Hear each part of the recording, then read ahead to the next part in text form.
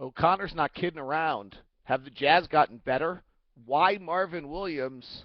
And is anything coming next? It's all coming up on this edition of Tip Off. Boom, boom, boom, boom, boom, boom. You walk away from the computer for like 3 minutes. Boom, boom, boom, boom, and the world explodes again. Boom, boom, boom, boom, boom. Twitter is the best. Boom, boom, boom, boom, and completely evil. Boom, boom, boom, boom, boom. Feel like I'm absolutely strung to my computer every second. Boom, boom, boom, like an addict to Twitter. Boom, boom, boom, boom, boom, boom, boom, boom. Hello. Literally last night, we're about to go out for dinner for a barbecue.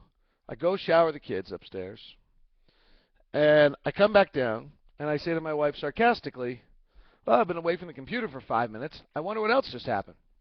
This guy at G calls me and says, hey, can you go on live? The Marvin Williams deal is done. Ah! I've decided the only time to get anything done is like from 9 a.m. to 11 a.m. Nothing happens on the East Coast because they're having lunch. And even this morning, all the Dwight Howard stuff is about to blow up again. There's something, by the way, impressive from just kind of the way the league works on what Utah's been able to do here prior to Darren signing, Dwight Howard being moved. The rest of the league is sitting on hold, or Gasol if he ends up getting moved. The rest of the league is sitting on hold, waiting for all of those deals. O'Connor has somewhat reflipped or redefined this entire roster before any of those things happen, which leads me to believe that, yes, something else is going to happen with this team. I have no idea what, but the rest of the league seems to be on the verge of a seismic shift, and I have a hard time thinking it doesn't impact us in some capacity, but maybe not. I said it yesterday on Tip-Off, whether it's coincidental or not, it seems as though from the day Jerry Sloan retired, that Kevin O'Connor has just gone boom, like somewhat conservative. Sloan retires, and he is just working. Now, this is Utah Jazz 4.0, and as I think we've said the whole time, he's building this thing really for next year and to build the core and put it together, and we're just, Favors and Hayward and Burks and Cantor. We'll see on Burks and Cantor. We'll learn a lot about Cantor coming up here in Orlando. He's been in Santa Barbara for most of the summer working. It's what he does. He's just a worker. Now we'll see if he's got the skills. Whether those guys are probably the core, and then we're figuring out what pieces meet with them, whether it's Millsap or now whether it's Marvin Williams. And as we've talked about, anybody you're going to add better be a part of the core if they have money for the upcoming years. Williams has a little bit, but that's where the Jazz sit. That's what O'Connor's doing. He's staying kind of very consistently inside this plan and inside what he's doing with this team. And it's interesting to watch him. I mean, he's really massaging this and working the different angles. Now, why Marvin Williams?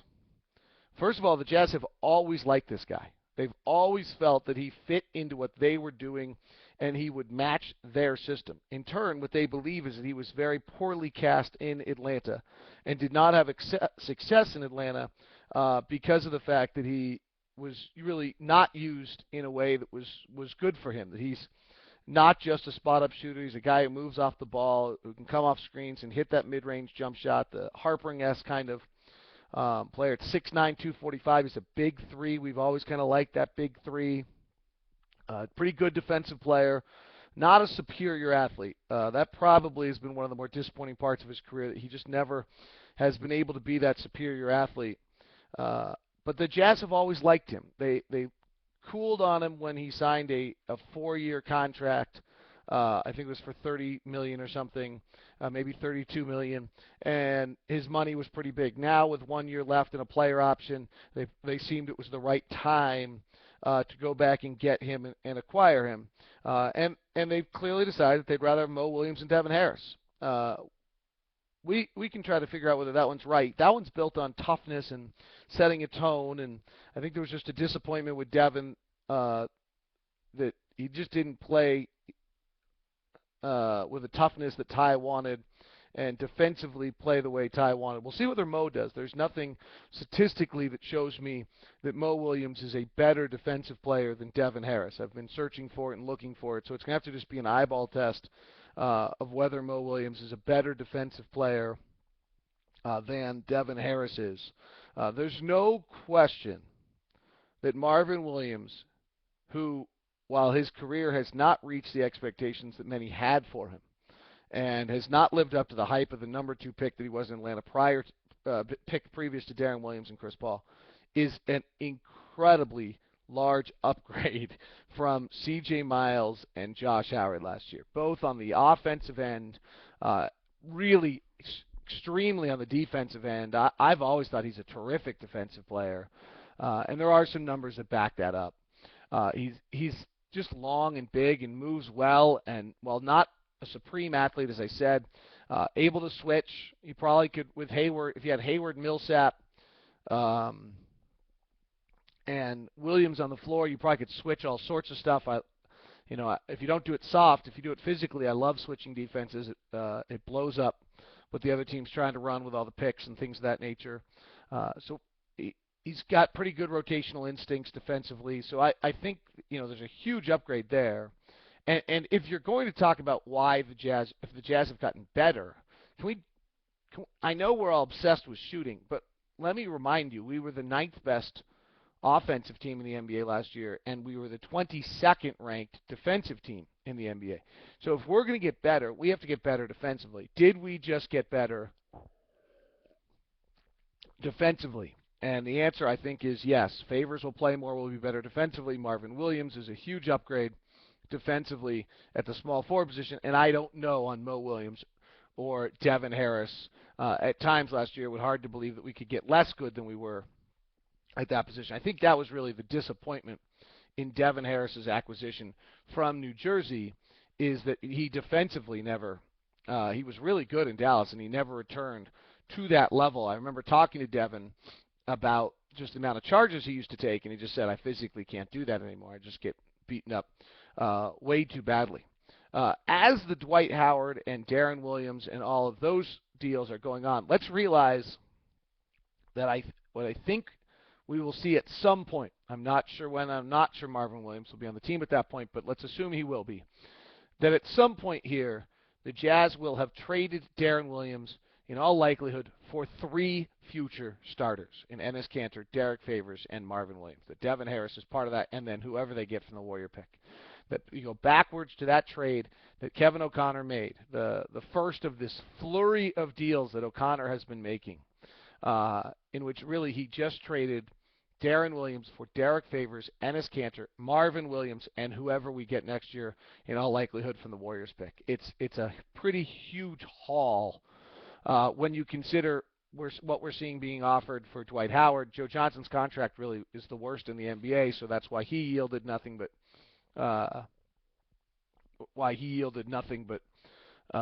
just money exposure because of that contract rather than getting anything back. So I give O'Connor clearly struck when the iron was as hot as it could be for Darren Williams money-wise, and it may turn out to work for New Jersey. If they can re-sign Darren today or tomorrow, then give New Jersey credit because they got one of the elite premier players in the NBA and they gave up an awful lot to do it and would have really, I think, had no chance to get him otherwise. Not to get lost inside Darren, but his family has lived there and really liked it, and that's given them a possibility to consider that, which they would not have otherwise. More on O'Connor here for a second. I suspect, I don't have this for a fact, I suspect that the Jazz were close with Atlanta, trading the trade exception to Atlanta for Marvin Williams. And when the other deal for Mo Williams became available and the Lakers were about to do that deal, the Jazz swooped in and took that deal with a trade exception, then were able to parlay Devin Harris for the Marvin Williams who they wanted the whole time anyway with that trade exception. Pretty interesting quick movements, and preparation allows you to do those things by O'Connor. But I know the Jazz have always liked Marvin, and so I know that the Jazz, if you've listened to this, I've talked about Marvin as an awful lot as a possibility with that trade exception, and it turned out that the Jazz were able to do it somewhere else and then still get him.